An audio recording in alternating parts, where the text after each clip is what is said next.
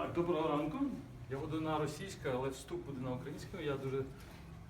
Мені дуже приємно, що ви прийшли зранку послухати про це. Хто із вас project менеджер? Отлично. Кто из вас знает, что такое микроменеджмент? Ага. И кто из вас знает, что это что-то плохое? Плохое. Ага. Отлично. Тогда у нас будет сейчас разговор, у меня всего полчаса, постараемся быть краткими. Сейчас я возьму кликер. Я вам попросив там, щоб закрили двері, то світлять полчаса. Я должен правильно стать вот здесь, да? Там видно меня? Правильно я попадаю, да? Отлично.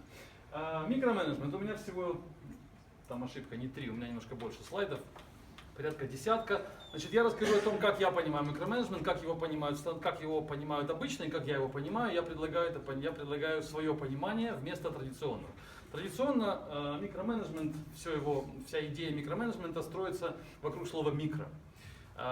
И Википедия, и большое количество статей, которые я нашел в интернете, когда писал статью об этом и когда готовился к докладу, большинство из них говорит о том, что микроменеджмент — это такой стиль менеджмента, в котором менеджер уделяет большое внимание, работает с небольшими задачами, микрозадачами, разделяет общую задачу на микротаски, и этим микротаскам уделяет в этих микротасках уделяет большое внимание деталям и вообще работает с деталями, вот так. То есть микроменеджер — это тот, который цепляется к деталям, что ли, или большое внимание уделяет деталям.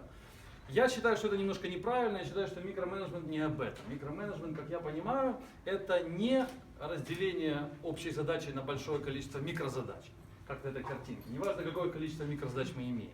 А микроменеджмент — это менеджмент, в котором менеджер в котором менеджер входит внутрь задачи и погружается на микроуровень в каждой конкретной задаче. То есть, если я как менеджер, у меня есть большая какая-то цельная задача, есть большой проект, и я этот проект разбиваю на десятки или сотни задач и раздаю их разным людям, то я не микроменеджер, потому что все равно каждая задача попадает исполнителю в виде такого блэкбокса. И что внутри этого блэкбокса, я как project менеджер не знаю и не хочу знать и не вникаю в это. То есть я всегда работаю с задачей как с цельным таким куском, внутренности которого принадлежат исполнителю этой задачи. А микроменеджер — это тот, который влазит внутрь задачи, это тот, который вникает в то, не просто вникает, а контролирует то, как эта задача будет выполнена, и этот контроль доводит до больших, так сказать, до экстримов. То есть микрослово, оно о том, насколько глубоко менеджер входит внутрь задачи. Не о том, какого размера задачи, а о том, насколько глубоко менеджер в этой задаче. И я хочу привести два примера. Два кино вам показать, два фильма. Оба хороших фильма, и я покажу, как в одном актере ситуация показывает, как работает микроменеджер, а в другом случае покажу, как работает не микроменеджер, который, соответственно, менеджит правильно, в первом случае он менеджит неправильно, во втором правильно. Вот такой фильм, кто видел? Office Space. Кто видел, кто знает, кто любит этот фильм, очень хороший фильм. Office Space, к сожалению, жалко, что не все увидели. Прекрасный фильм о том, как вообще может быть построен менеджмент и как его не стоит делать, как он делается неправильно. Очень рекомендую посмотреть этот фильм. И вот я взял из него кусок, и мы его сейчас посмотрим, очень короткий, там буквально минута. Это главное действующее лицо, у него есть менеджер, и мы сейчас увидим, я думаю, английский понимает, но я все равно добавил субтитры русские.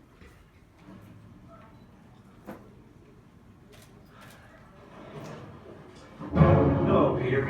What's happening? I'm gonna need you to go ahead and come in tomorrow. So if you could be here around 9, that would be great. Okay? Oh, and I almost forgot. I'm also gonna need you to go ahead and come in on Sunday too, okay? We lost some people this week, and we need to sort of catch up. Thanks.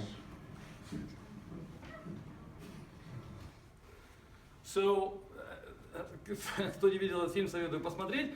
Идея в том, что это был только что менеджер, который подошел к этому сотруднику и сказал, что ему нужно будет выйти в субботу, а потом выйти в воскресенье. Ну и вы видите реакцию этого сотрудника. И так весь фильм вот примерно об этом. Это классический пример микроменеджмента. Менеджер не говорит ему, какая задача поставлена. Менеджер не объясняет ему, для чего мы это делаем. Менеджер не объясняет ему, какие будут бенефиты у него и какие у него будут траблы, если эта задача будет не выполнена.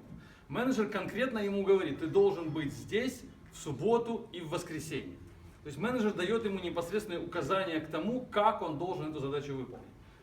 Это менеджер, который говорит ему как и когда. То есть менеджер является императивным таким менеджером. Он диктует сотруднику алгоритм выполнения его задачи. И поэтому это очень раздражает сотрудников, это очень раздражает команду. Это главная проблема микроменеджмента. Он не подносится к задаче как к черному ящику, который он полностью поручает сотруднику и говорит, например, нам нужно, чтобы к понедельнику у нас был такой-то результат, он был готов. Ты можешь выйти в субботу, ты можешь выйти в воскресенье, ты можешь не выходить, ты можешь сделать как угодно. Но это твоя ответственность, ты должен это сделать так, как... В общем, это не важно, как ты это сделаешь, это ответственность полностью на тебе. Вместо этого он говорит ему, ты должен выйти в субботу, ты должен выйти в воскресенье. Этим он сильно раздражает сотрудника, который выполняет эту задачу, потому что сотрудник становится таким,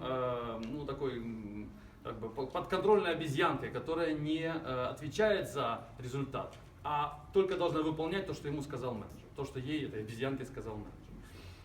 То есть главная проблема этого микроменеджера в том, что он в этом примере, в том, что он не ставит задачу, а объясняет, как эта задача должна быть выполнена. Мы даже не понимаем, какая там задача. В фильме не раскрывается, что именно он будет делать в субботу и в воскресенье. Мы не знаем, чем он будет заниматься. Задача поставлена как выйти в субботу и выйти в воскресенье. И таких примеров микроменеджмента масса, которые можно, во-первых, в этом фильме можно посмотреть, но и в своей практической жизни вы тоже можете увидеть. Когда вы, как менеджеры, я так понял, большинство из вас менеджеры, когда вы своим сотрудникам рассказываете, как они должны выполнить задачу. Вы говорите им, когда они должны это сделать, вы говорите им, какие должны быть шаги при этом пройдены. И это большая ошибка менеджера. Менеджер должен определять цели, определять правила, по которым к этим целям можно прийти. И определять те awards и те punishmenты, которые в результате получатся. То есть, что будет хорошо, если мы дойдем до этой цели, или вы дойдете, или сотрудник дойдет, или исполнитель задачи дойдет. И что будет плохо, если мы этой цели не достигнем. Это правильный менеджер. То есть, правильная постановка задачи, в чем отличие микроменеджмента от правильного менеджмента? В том, что правильный менеджмент определяет конечную цель, не определяя, как к ней дойти, и не помогая сотруднику даже к ней дойти. И не вникая в то, как он до нее дойдет. А микроменеджер, он вникает, он помогает, он определяет алгоритмы достижения задачи и таким образом перекладывает, во-первых, ответственность на себя, на менеджера, вместо того, чтобы держать ответственность на плечах у исполнителя. И превращает исполнителя вот в такого вот, как в этом клипе, такого вот совершенно пассивное существо, которое в итоге придет в субботу и воскресенье, просидит там 90% времени ничего не делая, но по алгоритму оно пройдет. Ему задали алгоритм прийти в субботу и прийти в воскресенье, он сделает, что ему сказали. Какой будет результат этой работы в субботу и воскресенье? Скорее всего, практически никакой. То есть правильный менеджер, он отдает ответственность и не определяет, не объясняет человеку, не определяет, не заставляет императивно. Что такое императивно, знаете, да, наверное? То есть не дает ему императивных инструкций, не говорит ему, как конкретно он должен это сделать. То есть вопрос как и когда, на него, если менеджер отвечает, то он становится микроменеджером. А теперь второй пример. Второй фильм. Кто видел этот фильм? Usual Suspects, обычный подозреваемый. Я думаю, большее число видели. Все равно не все. Рекомендую посмотреть. Здесь другой пример, в котором, тут немножко такой криминальный пример, но тем не менее, он показывает, как правильно работает менеджер. Давайте его посмотрим. What's your point? The offer is this, gentlemen. Mr. Sauze's primary interest is narcotics. He has been competing, shall we say, with a group of Argentinians for several years now. Competing with Mr. Sauze has taken its toll. These Argentinians are negotiating the sale of $91 million in cocaine in 3 days' time. Needless to say, this purchase will revitalize the diminishing strength of their organization. Mr. Sauze would like you to stop the deal. If you choose, you may wait until after the buy. Whatever money changes hands is yours. Mr. Sauze would like you to get to the boat and destroy the cocaine on board. And then you will be free of your obligations to Mr. Sauze. You give me one good reason why I shouldn't kill you right now. A gift from Mr. Sauze. Good day, gentlemen.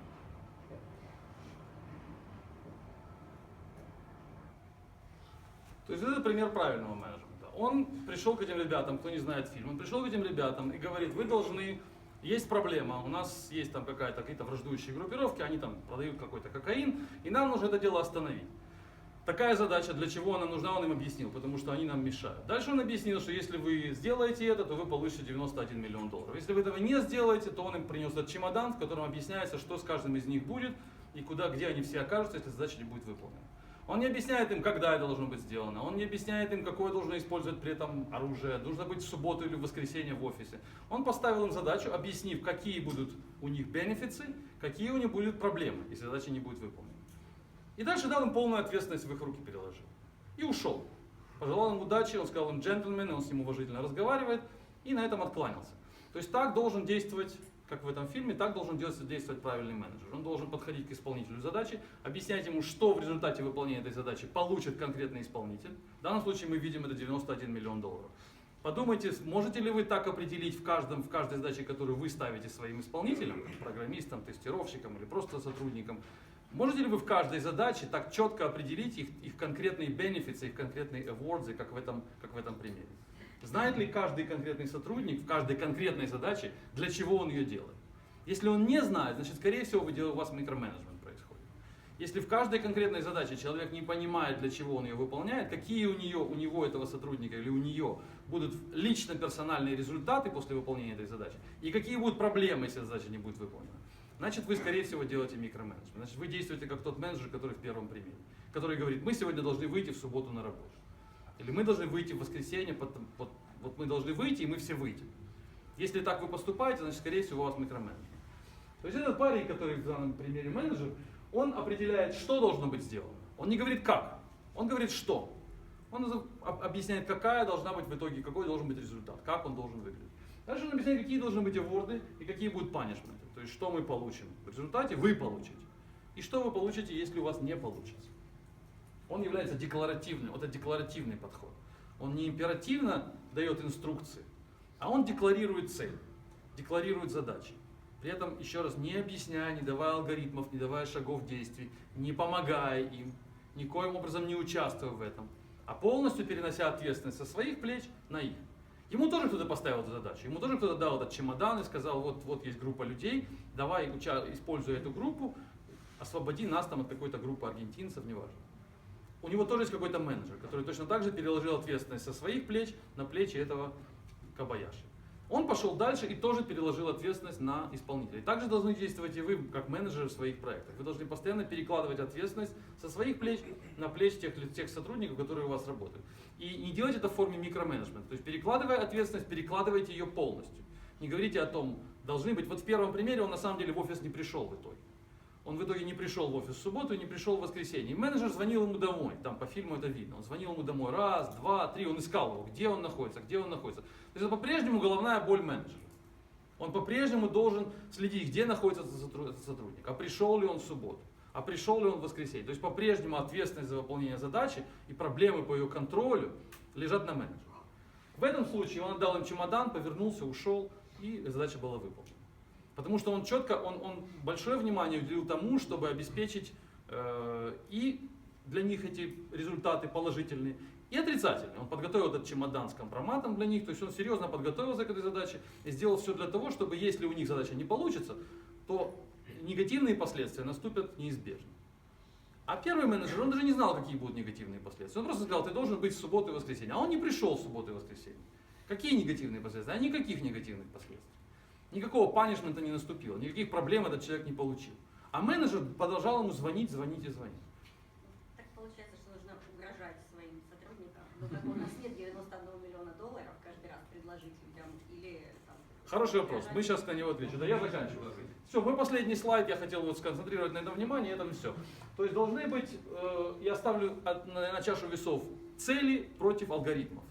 Управляя сотрудниками, чтобы избежать микроменеджмента, мы должны ставить им цели, задачи и определять правила достижения этих целей и задач, а не давать алгоритмы их достижения. Вот, в общем-то, все, что я хотел сказать, а теперь я, наверное, вот к этому вопросу, и дальше второй будет вопрос. Вопрос первый. Что действительно делать, если у нас нет $91 миллиона? Как нам делать так, чтобы люди... мы не можем же мы угрожать им на каждой задаче. В этом и состоит работа менеджера. Сделать хорошего менеджера. Действительно, микроменеджмент проще. микроменеджмент делать проще. Проще подойти с чашкой кофе и сказать, ты выходишь на работу в субботу и уйти. Потому что у нас есть некая, так сказать, сила, как у менеджера, у нас есть некие полномочия, которые нам позволяют угрожать им таким вот образом. И мы видим, как в первом примере это действительно такое раздражающее угрожение, потому что сотрудник не знает точно, какие будут последствия. Ему ставят нечеткие условия выполнения задачи. Он не знает точно, уволят его после этого или не уволят, если он не придет в субботу и воскресенье. Что с ним конкретно случится, он не знает. Во втором примере он знает конкретно, что есть чемодан с конкретными угрозами. И он конкретно знает, что с каждым из них случится. Он не угадывает. В первом примере он должен угадывать, у него дрожат колени, ему это все не нравится, у него стресс, он в итоге идет там, к гипнотизеру, который его пытается лечить.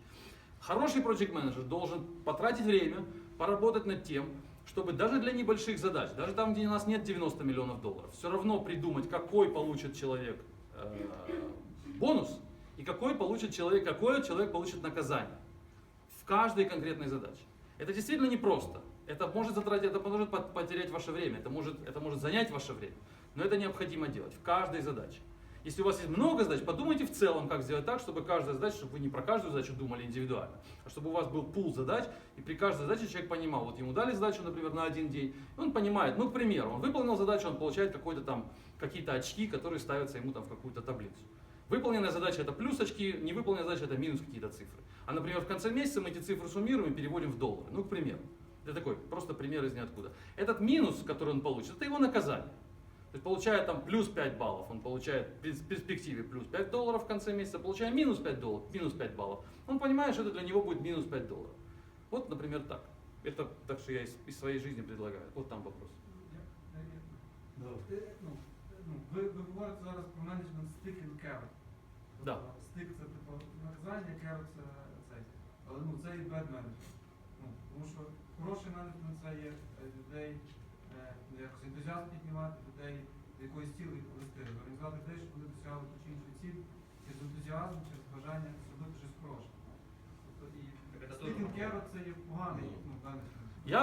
Я понял вопрос, я повторю вопрос, да. Вопрос в том, что есть менеджмент палки, морковки, кнута и пряника, да, на русском, кнута и пряника, а есть менеджмент через энтузиазм, через предположение, что люди будут работать, потому что им просто нравится работать.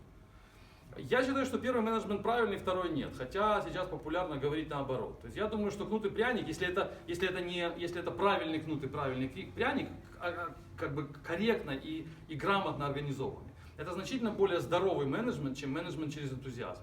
Потому что энтузиазм это такая вещь, которую тяжело контролировать, тяжело людей держать в этом состоянии энтузиазма, и очень легко получить недовольных людей, которые будут обижены. Потому что очень трудно, очень тяжело этот энтузиазм делать честным. Очень трудно сделать так, чтобы все в команде действительно чувствовали, это как коммунизм и капитализм. Коммунизм хорошая идея, да, мы все работаем, потому что нам нравится работать. Как долго это продержится? Наверное, не очень, потому что так или иначе появляются недовольные люди, которые я больше работал, этот работал меньше. Почему мы имеем равные морковки? Почему у него нет этого, почему у меня есть пряник в таком количестве, а кнут у меня в таком? То есть никогда мы не сделаем четкий баланс. Поэтому контроль команды через энтузиазм, через ожидание, что все будут работать, потому что у них масса энтузиазма, на мой взгляд, это неправильный подход. Мы работаем по таким принципам уже больше 3 лет, и у нас порядка 30 успешных проектов, и команда больше 100 человек. То есть мы управляем вот так. У нас каждая задача, каждая мелкая задача, у каждой мелкой задачи есть какой-то кнут, какой-то пряник. То есть каждый сотрудник знает, чем при окончании этой задачи, что он получит и что он не получит, что он потеряет, если он ее не выполнит. У нас такой практический опыт большой, достаточно. Стрессово звучит. Стрессово. На самом деле это звучит стрессово, но если это приложить реально к работе, то в итоге это получается значительно меньше стресса. Я вам показал на 2 примерах. В первом примере посмотрите этот фильм Office Space. Там очень стрессовая ситуация, там человек доходит до психотерапии, доходит до проблем, которые он решает уже вне офиса. Во второй ситуации люди работают совершенно в здоровой коммуникации, в здоровой транзакции. Есть проблема, которую нужно решить, есть деньги, есть наказание, которое появится. Они это разрешают в так сказать, чистая транзакция. Але це як ніби збірна Росія мала виграти чемпіонат по хокею, чемпіонат локальний, скільки чи день там був, і вони не виграли.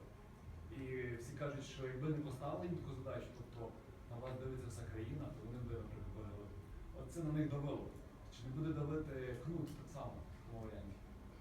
Ну, надо делать так, чтобы этот кнут, я понял вопрос, не будет ли кнут давить и действовать негативно, и влиять на человека так, что он в результате не будет работать и будет просто думать, ах, у меня есть кнут, я лучше вообще все это брошу. Если кнут не сбалансирован, не пропорционален прянику, то так и будет. Если кнут слишком большой, а пряник слишком маленький, то действительно у человека возникает состояние депрессии, и он не хочет вообще этим заниматься. Точно так же, если пряник слишком большой, а кнут слишком маленький, возникает разложение в команде, и люди просто ничего не делают, потому что и так их хорошо кормят. Поэтому должен быть ровный баланс между поощрением и наказанием. Давайте оттуда, да. У меня небольшое просто уточнение. Вы говорите, у вас в команде каждая задача какой-то пряник свой имеет. Это исключительно финансовые, там, не знаю, те же плюс-минус $5 в итоге? Или это еще какие-то... Нет, у нас еще не только финансы. У нас финансы и у нас есть рейтинг людей. То есть мы на каждую задачу выдаем некий рейтинговый балл. На что он влияет? Он поднимает человека в рейтинге. Если чем человек выше стоит в рейтинге, тем у него больше шансов получить лучшие проекты, больше шансов получить задачу быстрее и так Ну, далее. то есть условия работы. Да, у него будет становиться условия лучше работы. Да. И второй вопрос, ну, точнее уточнение. Вот этот вот кнут, ну, там ситуация такая, что человек на работу, грубо говоря, нанимает команду на один раз, и что с ними будет дальше, он говорит, вы будете свободны там, от обязательств. А нет ли риска инфляции вот этого наказания? Не знаю, там, если ты каждую задачу, ну, серьезную задачу, говорит тебе, что ты ее не сделаешь и будешь уволен, не станет ли это, господи, вчера такая была, такой же кнут и сегодня, и позавчера, наверняка завтра будет. Не, ну это слишком большой кнут. Я повторю вопрос, если мы на каждую задачу, вопрос в том, если мы будем ставить такое большое наказание на каждую задачу, например, задача не выполнена, из-за этого человек будет уволен, то действительно это слишком непропорциональный кнут прянику. Но если мы будем каждый раз ему платить по $1 миллиону и увольнять, если он ее не выполнит, ну тогда, наверное, будет пропорционально. Он будет богатеть со страшной скоростью и очень будет не хотеть быть уволенным. Поэтому у него будет огромная мотивация, ну и огромные риски. Но мы так не делаем, и так не рекомендую я. Нужно сделать так, чтобы небольшое было, какое-то было. Ну, если задачи маленькие, если они размером в один день, то и кнут должен быть какого-то небольшого размера, и пряник такого же, пропорционального размера. Ну, например, я не знаю вашу ситуацию, но я бы, например, использовал какие-то поинты, какие-то баллы, которые бы либо накапливались, либо уменьшались. Это бы помогало, я это пробовал в нескольких командах, не моих, а сторонних, которые я консультировал. И это какие-то результаты давало. То есть человек, помимо того, что он получает свою зарплату, которую они и так получают, они еще накапливают или теряют эти баллы. И каждый месяц делали такой рейтинг программистов или рейтинг сотрудников, который показывал, кто стоит наверху этой таблицы, кто стоит внизу. И дальше по этому рейтингу принимались какие-то решения, о которых тоже было заранее известно. То есть это было не просто рейтинг мы опубликуем, и вот ты там на предпоследнем месте, и смотри на это, пожалуйста. А было сказано, например, что последнего из этого рейтинга, я даже такую слышал практику, мы ее не применяли, но я знаю, такое можно применять. Например, мы строим этот рейтинг, и в конце месяца последнего мы увольняем, первому мы повышаем зарплату. И так делаем каждый месяц. То есть люди работают, набирают эти поинты, теряют эти поинты, но каждый месяц последний уходит, а верхний поднимается, увеличивается на 20% зарплату. Можно еще вопрос? Да. Можете привести, есть ли какие-то примеры, допустим, в которых микроменеджмент может быть полезен? Ну, почему вопрос такой? Потому что есть допустим, стадии формирования команды, наверное, знаете, там Нормин, Формин, Вот, и для каждой из этих стадий рекомендуется несколько там, разных видов лидерства. И там, допустим, на первом стадии там, есть directive leadership, на другой стадии есть leading style, на третьей, на последней стадии support. То есть support, это то, что уже более похоже на то, что вы говорите, ставим цели, и все, делегируем полностью, и иногда поддерживаем, если нужно. Так вот, если собирается только команда, и если вообще никто не знает, что делать, допустим, если идет страшный сторминг и так далее, и нужно, допустим, не полезно ли будет указать конкретно, ты делаешь это сейчас, потому что так нужно, ты делаешь это, ты делаешь это. Да, хороший вопрос. Я повторю вопрос. Может быть, существуют ситуации, в которых микроменеджмент является полезным или единственно возможным способом управления? Ответ – да, действительно, такие ситуации бывают. Например, если это ситуации, допустим, похожие на военные ситуации. Если мы все находимся в окопе, поднимаемся и бежим в атаку, то в этом случае невозможно делегировать полномочия, в этом случае необходим только микроменеджмент. То есть конкретно ты поднимаешься и конкретно бежишь. И мне не важно, вот, и в этом случае моя ответственность за результаты твоего пробегания вперед этих там, 50 метров лежит на моих плечах. В этом случае, если такое происходит управление командой в условиях кризиса, в условиях резкого броска и очень короткого периода времени, тогда микроменеджмент нужен. Он очень разрушителен для команды, микроменеджмент, потому что он подавляет волю всех солдат, которые находятся рядом, но именно в момент атаки нужно подавить их волю. Они должны подняться, побежать, они особо даже понимая, какие будут кнуты, какие будут пряники для них. Но это должно происходить только в очень экстремальных ситуациях, допустим, ну, к примеру, там какой-то сторминг, я не знаю, в каком случае это может быть для команды, мы стараемся этого вообще не делать. Но может быть это нужно, когда там сервер упал, все лежит, и в этот момент приходит человек и говорит, вот ты конкретно садишься здесь и поднимаешь этот сервер, а ты стартуешь новый сервер. Не просто я захожу и говорю, нам к завтрашнему числу нужно, чтобы был поднят новый сервер. У нас нет такого времени на то, чтобы определить сейчас, какие будут ответственности, определить. Все, ситуация шоковая, мы должны быстро сейчас что-то делать. Поэтому менеджер берет управление в свои руки и начинает делать микроменеджмент. Это возможно, но только в ситуациях такого вот критических и очень коротких. Потому что в это время, я говорю, подавляется воля людей, они больше не самостоятельные единицы, они больше не несут ответственность ни за что, они просто выполняют данный им приказ. На войне, в коротких перебежках это возможно, но не должно быть это как практика. Да. Скажите, пожалуйста, а вот вы говорите про поинты, как таковые, как рейтинги. Как вы собирали, может, какие-то инструменты? Ну, у нас есть свои инструменты, да, у нас есть свои инструменты, которые мы написали, мы работаем с разработкой софта, поэтому у нас это мы в GitHub управляем задачами, поэтому мы под каждую задачу можем, у нас есть свой софт, который контролирует эти результаты и смотрит, кто какую задачу выполнил и с каким там скоростью, с каким качеством. То есть мы писали свой софт. А как вы меряете качество? Ну, мы меряем, у нас не качественно, мы меряем срок, скорость выполнения. Мы дали задачу человеку, один человек выполнил ее за 2 дня, другой выполнил за 10 дней. Ну, мы меряем эту цифру.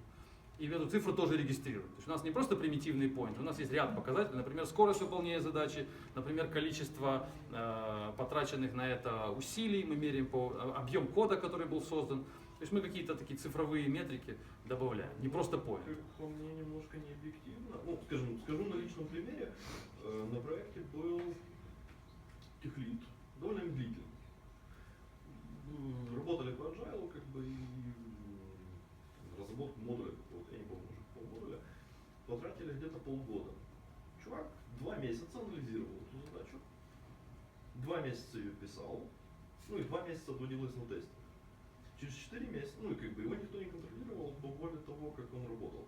Через 2 месяца пришел тестер, там мне нечего делать. Код вылезал настолько, что я не знаю, зачем я здесь нужна. И? Ну и как бы проект сдали, все нормально. Но работа была не быстрая. Ну, я не говорю, что это в каждой ситуации нужно смотреть на те метрики, которые вам как менеджеру нужны. Если мне нужна скорость, то я эту скорость оцениваю. Если мне скорость, допустим, не играет никакой роли, я эту метрику убираю. Но метрики должны быть. Человек должен понимать, в этом мой point. Я не пытаюсь вам продать какие-то метрики, сказать, используйте их, там, считайте количество строк кода, который написал. Может быть, это для вас не подходит, для большинства людей это не подходит. Но я говорю о том, что человек должен понимать в каждой задаче, он должен понимать, где его 90 миллионов долларов и где его чемодан с проблемами. В большинстве случаев в микроменеджменте люди этого не понимают. И это приводит в состояние того вот первого сотрудника, который просто приходит на работу в воскресенье. Он становится абсолютно инертным, абсолютно не инициативным элементом. Вот здесь вопрос. Там у девушки. Я хотела узнать про командную работу, про зависимости между задачами. Очень часто бывает такое, что чтобы сделать свою задачу, нужно, чтобы кто-то другой ее закончил. Как учитывается этот момент? Ну, хороший вопрос, да, хороший вопрос, действительно, не всегда люди, вопрос о том, что делать, если человека, результат его личный результат зависит от результата кого-то еще, и он не может его закончить, потому что кто-то его подводит, да. Ну, у меня подход такой, более максимально, у меня подход экстремальный к этому. Я считаю, и мы такое проповедуем в нашем менеджменте, что если задача у вас в руках, то вы полностью за нее отвечаете. Если кто-то там вас подвел, это все равно ваша проблема. То есть, вот как в этом случае с этими ребятами. Да, у них там могли быть проблемы, могло быть что угодно случиться, но этому товарищу с чемоданом, ему было наплевать. Что у вас случится, получится, не получится, меня интересует результат. Вот я думаю, что такой менеджмент правильный. Он немножко более тяжелый для менеджера, потому что менеджеру нужно действительно так четко определить задачу и так ему, сотруднику, ее поставить, чтобы, ну, в общем, это сложнее, но это правильно. Полностью перекладывать ответственность на человека, который ее выполняет. И не давать ему возможность ускользнуть от ответственности и рассказать, что я не сделал, потому что была такая-то зависимость, потому что меня подвели там. Потому что если вы дадите возможность это делать, вы будете иметь такие вот циклические, ну, в общем, все это будет ходить по кругу. Все, время кончилось. Давайте последний вопрос. Я еще буду здесь целый день. Да. Немножко выход получается за пределы темы. Вот это все работает, мне кажется, если человек, задача поставлена так, что человек, которому ее поставили, действительно может ее проконтролировать. То есть все это разваливается, если дать человеку задачу, которую он в принципе не может выполнить, правильно? Да, конечно, конечно, да. Есть ли какие-то инструменты, методы, которые вы применяете? Я считаю, хороший вопрос, что делать действительно, если мы не можем так поставить задачи, хорошо, чтобы действительно люди могли... У нас такая практика, мы говорим людям, если тебе поставили задачу, которую ты видишь, что ты зависишь от чего-то, что ты не можешь проконтролировать, верни эту задачу сразу project менеджеру и скажи, я ее делать не буду. С перечнем зависимости. Ну скажи, я не могу, потому что у меня такие проблемы, не давай мне больше такую задачу. Тогда мы возвращаем ответственность обратно на плечи project менеджера, и это становится его проблема, что делать теперь. То есть сотрудник не просто говорит, да, я буду это делать, и тянет, и тянет, и тянет, и в конце это превращается просто в затянутое время. А он сразу возвращает назад, и менеджер, получается, если менеджер имеет проблемы, то эти проблемы вернутся к нему сразу. И он поймет, что действительно я неправильно разбил задачи, надо что-то с этим делать. И менеджер поработает, вернет опять ее выдаст команде, команда опять на это посмотрит и скажет, да нет, все равно ничего не получится, потому что слишком много зависимостей, и опять вернет это назад. Но у нас такой вот back and forth не получается часто, у нас иногда происходят такие вот отброс задачи обратно. Мы должны заканчивать, мы затянем, да. Последний. Да, а вы когда-нибудь опрашивали людей вообще в обратную связь в этой системе? Да, конечно, много опрашивали, мы имеем большое количество обратной связи, людям очень нравится такая работа. Я могу показать прямо в тексте, как люди это пишут, они пишут это публично и говорят, что это такая модель работы серьезно отличается от традиционного микроменеджмента и делает их действительно, дает им свободу, дает им удовольствие от работы, дает им как бы удовлетворение от выполненных задач. Самый последний вопрос. Да. Командная работа у вас присутствует? Командная работа, да, конечно. Да. Команда. Дух обязательно присутствует. Именно команда, не человек. Нет, команда у нас ни за что не ответственна. Всегда ответственный один человек. Ответственность всегда лежит на одном человеке. Да, два человека не могут быть ни за что ответственны. Два человека, если два человека ответственны, значит не ответственный никто. Поэтому всегда ответственность лежит на одном человеке, и с одного человека всегда спрашивают. Понятие, мы команда. Мы команда, ну это хорошее понятие, но оно не применимо к менеджменту никак. Это из области каких-то спиритуальных практик. Мы сейчас говорим о менеджменте, да. В этом институте ты не нотик.